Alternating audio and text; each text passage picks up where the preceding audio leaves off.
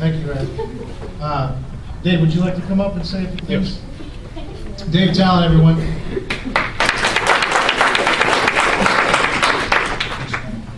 Okay, if any of you have seen the green flyers on here, you recognize that I am not Mo Green. Mo Green apologizes that he can't be here tonight. Up until about 4:30 this evening, we were making plans to drive up here together, and then Mo got called in at the last minute on a murder case. Mo is a Providence police detective. Anytime somebody gets murdered in Providence, he's the one that's responsible for going and finding them and arresting them.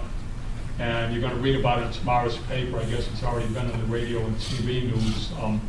There was a murder on Harrison Street, 1 block outside of the district that Mo was running in, where this woman got in a fight with her ex-boyfriend, and she claims in self-defense stabbed him 6 times.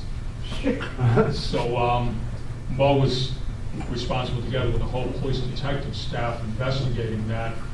And they're all working overtime to do that. So he sends his apologies that he couldn't be here in person, so he sent his campaign manager instead. That's me. Incidentally, Mo is not the Mo Green from the Godfather movies. Those of you that watched that movie remember there was a Mo Green who was a crooked casino owner that ended up getting shot in between the eyes. The real Mo Green is the person who would have arrested the person that shot the make-believe Mo Green.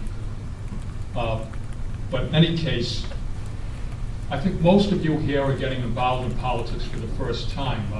I see some people here like Terry Gorman or Gary Trott who have been involved for several years in fighting the good fight, and obviously all the people at the front table here. But most of you, I think, have finally said enough is enough. You can't take what's going on up at the State House anymore, and you're finally going to actually get involved and try and do something about it. Mo Green is one of those people. Never been involved in politics before. As he says in his flyer, he's very green in politics.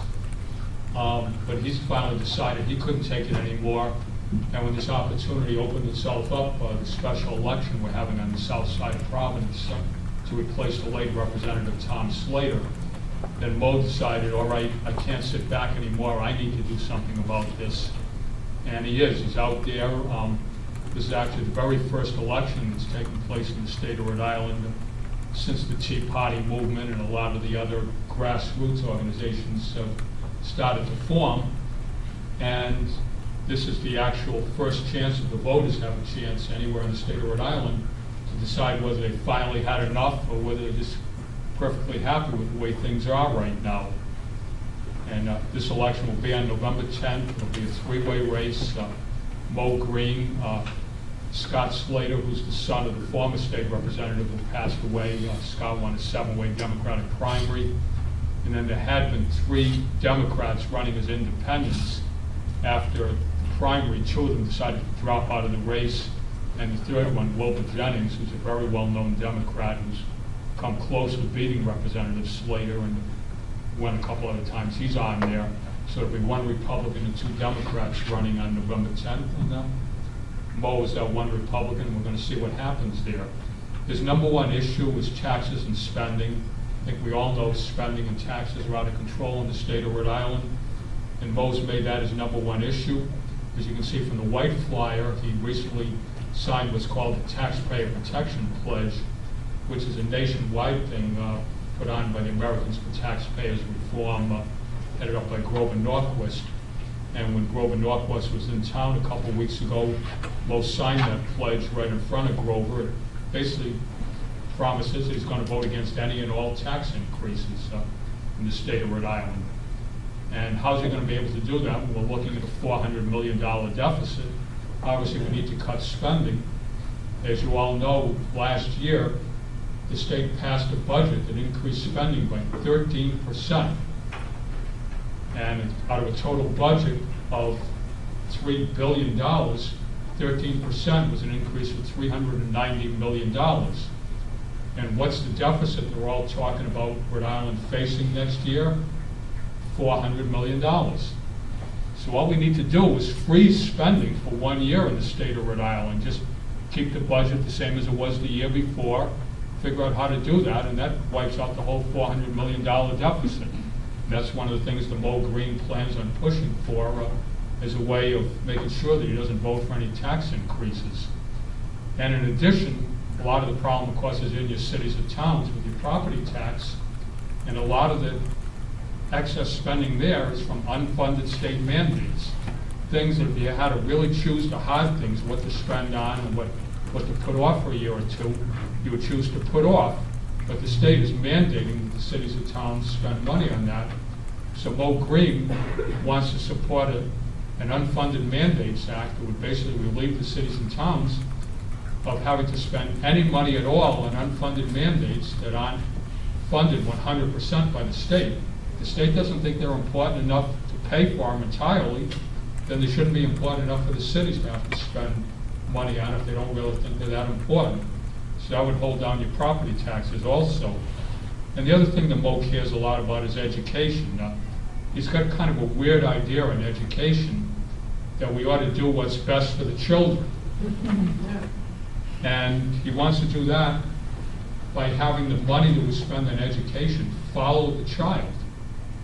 You know, instead of just giving it flat out a certain amount to the cities or towns, I mean, especially to Providence, let the money follow the child to whatever school he goes to. If that school's a charter school, the money goes there.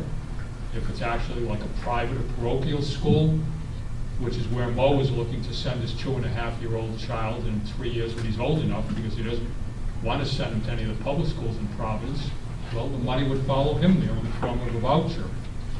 But, you know, if we did that and introduced competition into education, I think it would reduce costs and give us a better product. So in any case, Mo is out there campaigning, we're out there ringing doorbells. We've already flyered the entire district once, all 5,000 households with the green flyer you see. There's a few people in here, Gary Trott, Patty Girardi, and Out LaValle, they're out there helping us with that. And if you would like to help us with the next flyer drop, which will be a week from tomorrow, October 24th, or the following one, November 7th, feel free to help us. See me later tonight, or we'll be out at the Oasis Grill on Broad Street. Well, meeting for that, again, right across the street from one of the other murder scenes that Mo had to solve a couple months ago. It's a great district we're running in here. Also, Mo's got his first fundraiser, his only fundraiser, coming up Thursday of next week, October 22nd, at Ada's Creations on Broad Street, 2 blocks away from Roger Williams Park. And if you want to come there and support us with $25, or like to buy a ticket tonight, see me. $25 is a bit steep. As people are supporting government reform, you're all invited to come for free to that event, Thursday, October 22nd, 6 to 8 at Ada's Creations. You can be our guest. We're doing this all on the honor system, something that would never work for a Democratic fundraiser, but works pretty well for Republican fundraisers. So feel free to join us there, and thank you for the opportunity.